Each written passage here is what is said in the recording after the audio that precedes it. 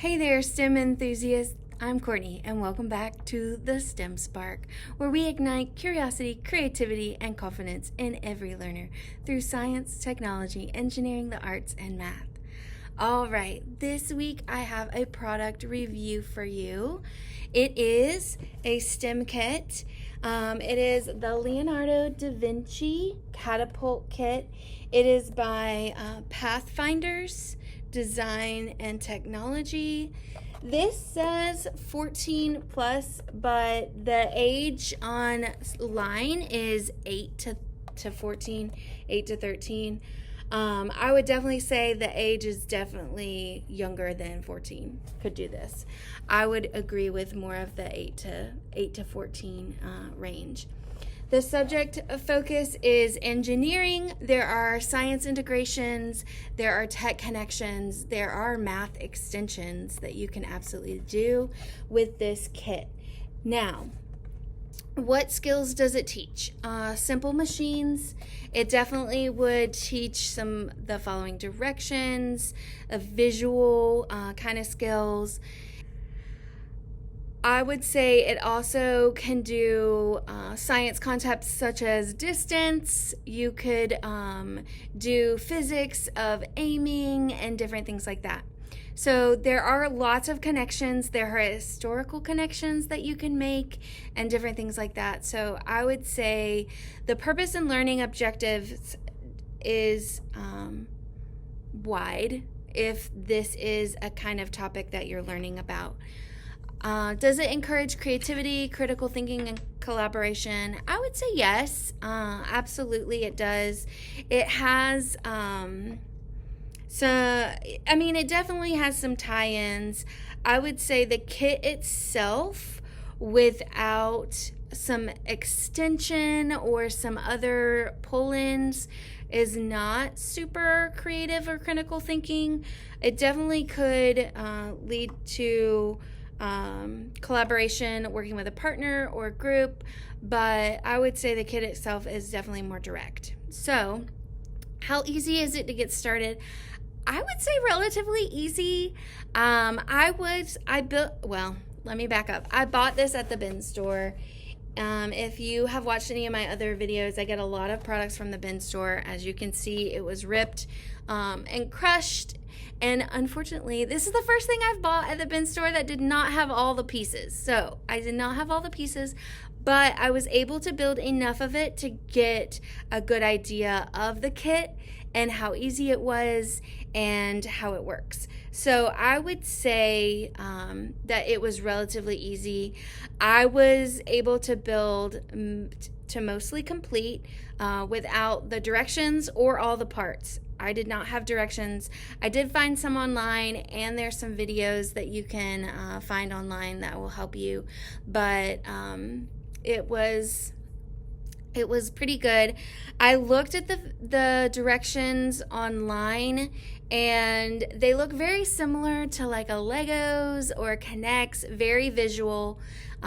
Look at this. This is the part.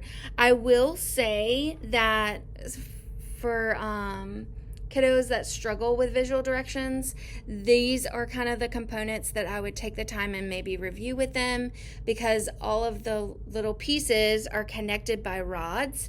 So you put the rods in to hold the piece in place, so they have the holes, and you just put the rod through to hold it to the other pieces. And so that part, maybe with some younger kiddos, might be challenging. So I would just kind of maybe walk them through that part. But I would say it was pretty easy to build, in my opinion. I don't think it would take too long to set up and build, maybe an hour. If you struggle with visual directions, maybe a little longer. There is wood glue that you put to glue the pieces together so they stay together. I would say that there could be a world where you didn't glue it, and maybe just kind of put it together with the rods and we're able to take it apart, especially if you're in a classroom and you want to be able to use it again and again. I would imagine that it holds pretty well without the glue. I didn't glue all of it. So I would say that that is an option. But if you use the glue and you wait for it to dry, then it would definitely take a little longer. If you struggle with the visual directions, probably take a little longer, those types of things. So I would say relatively easy, not super terribly long to build. Is it enjoyable? Absolutely, it's enjoyable. What kid doesn't want to use a catapult? I mean, really. So does it keep learners interested? For sure. I could definitely see kids wanting to use it again and again. I could imagine some really cool extensions with math and distance and weight of the catapult object, or even how do you aim and can you hit a specific target, how far would it go, those types of things. So I think there would be a lot of really cool creative extensions to do once you build it, that would be very educational and draw kids in. The measurable takeaways, I would say it enables learners to build a working catapult model, which means they're engaging in that full cycle of construction, assembling, understanding how it works, testing its function. It explicitly states that it teaches principles such as tension, lever mechanics, projectile motion, and simple machines, the physics of motion and force. Since the model launches, it says on line 15 feet. Students can measure the outcomes such as distance. They could measure the angle of launch, force of velocity, relationships, etc. You have measurable takeaways.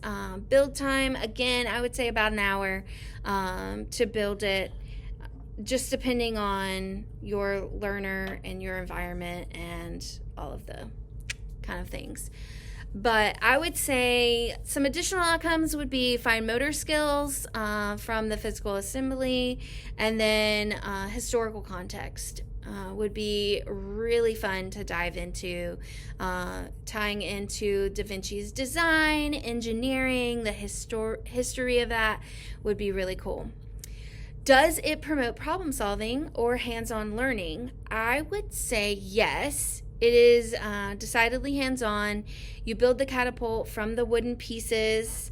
They are very well made. And then you use the rods to connect them to each other. And then it launches. It promotes problem solving in this sense that you'll need to assemble correctly, ensuring the pieces fit. The tension is set. The mechanism launches. I would say that's probably another point that might need assistance, is the string and tying it and getting the right tension. So that is another problem solving kind of activity. And then testing it. Does it work? How far does it go? How accurate is it? Adjusting any variables that you want to do, angle, tension, projectile size, etc. That optimizes the performance. The instructions mention real launching action, so exploring force, trajectory, motion, all of those things. I would say that because the kit is model-based, it is a build, then test, adjust as you go kind of cycle. So definitely strong on the hands-on, definitely have some extensions of problem solving. Is it inquiry-based or more prescriptive? I would say the kit itself is definitely more prescriptive. You follow the instructions, assemble the pieces, build the model, and then the inquiry would come in once it's built, doing those kind of extensions, exploring the catapult's performance, invites questions like, how far can I launch? What effects does changing the tension or the angle or the projectile have on the motion and distance and all of those things? Why does it behave the way it does? So all of that could be really amazing inquiry extensions. The instruction booklet says that it has historical and scientific insights, and so that's also a good resource. I did not get an instruction booklet, so I'm just taking that from the description online. So while the kit is structured, it does offer space for exploration and experimentation. So I would definitely say it's more of a hybrid kind of activity, starting with the prescripted build, but then enabling the inquiry after. But I will say that's going to kind of rely more heavily on a facilitator, a parent, a tutor, a teacher kind of mentality. So there you have it. Are the materials durable and well made? I would say yes. I mean, it's not going to survive maybe a trip down the stairs if it falls, but I think if my students knocked it off the table, it would still hold, especially if you glue it. It's pretty solid, and it's all made of wood, and so it seems pretty sturdy. I'm going to show you just a couple of things, how it connects on here. Again, I don't have all the components, but I did want to show you. You just put the rod through and connect it in that way, and it holds, and it's really not hard. That's not the right size rod, but you get the picture. And then this one goes here, and then this would go through all the way through, and then there's another piece that I don't have over there, and then there's another piece that would go here. And so you kind of get the idea of how it connects, and it holds pretty well. I would say if you just put the pieces through. Again, I don't have the whole build, so I can't say that it would hold to do lots of testing, but I could imagine that it would hold well enough to do some testing, especially if you had all the components. But that's kind of the look of it. You wrap the string around here, and then at tension, there's a piece that goes here, and you catapult. Price point. So the price point on Amazon is $29. I also found it at Hobby Lobby, and it's $12. I could not decide if that was a sale or the regular price, so as of right now, it is $12 at Hobby Lobby or Mardell. And so I would definitely pay $12. I actually was tempted to go buy another kit for the $12 because it is a pretty fun kit, and I do love that it's made of wood and it's going to last. And so definitely worth the $12. I spent $4 on mine, so I'm not super bummed because I didn't spend a whole lot. The fact that I don't have all the parts, but I have enough that I'm very tempted to go buy a full kit, especially for the $12, which is, I think, a really good price. So if you don't have a Hobby Lobby in your area, Amazon does have it. It is just more expensive. Are there any ongoing costs? No, there are not. Is it inclusive? In terms of inclusivity or adaptations, you would definitely need to adapt it for that kind of thing. I would say there are options for that for kids with different learning needs or learning styles. It is hands-on, so that's definitely a plus. Manipulating the catapult, you just kind of pull a string. So I would say that is pretty easy, but building it may require quite a bit of hand-eye coordination. And so if that's a struggle, then that might be a hard thing. But I would say the kids who like historical kind of context, this could be a good way to get them engaged with a more hands-on kind of project because of the historical connections you can make. And so I think that would be a really fun way to kind of engage those kids that really love that kind of thing. It is made of natural wood. The pieces are pre-cut and pre-drilled, so assembly is relatively simple. If your learner struggles with completely raw kind of reconstruction tasks, this definitely guides more, and then with a facilitator of some sort, it would even help even more. So I would say that there are some options for inclusivity. The instruction book is described as detailed. It does include some insights so that will support learners who like reading and learning theory as well as the doing part. I would say using a video would also help those kids who struggle with the visual directions, because sometimes they're just hard to understand. So there are several walkthrough videos online. You could look it up, watch it together, and then watch it and pause it as you build, kind of thing. Maybe even offering students a pre-built starting point. So maybe like the base is done, or maybe they do the base and then you do the more intricate stuff. There are lots of different ways that you could adapt this.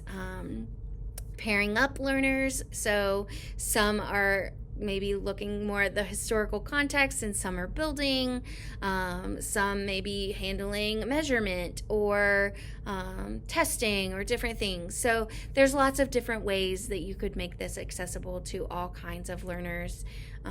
So I would say, any tips or tricks or advice, I would definitely say be available, pre-screen for pitfalls for your students or your children.